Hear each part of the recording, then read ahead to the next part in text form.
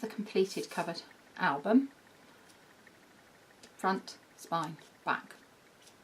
So now we need to burnish all the edges and the hinges as well, but you need to be very careful because if you're too rough you may tear the cardstock. Always use the side or the edge of your bone folder.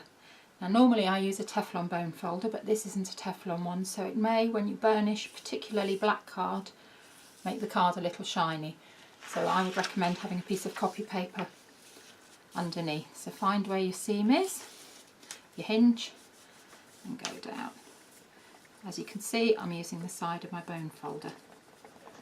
And I'll just move that up a little bit. Okay, and then we'll do the same here. Going down here, along here, and along here too. And that's that. You can see that's nicely done there. Probably want to do it a little bit more. Just take your time with this. If you rush it, this is when you have accidents.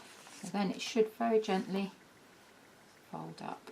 Yep, that's very nice. And the same this side. And you'll see you've got a very nice smooth bend there. And you need to burnish everything else down really well. So everywhere where the corners have gone over.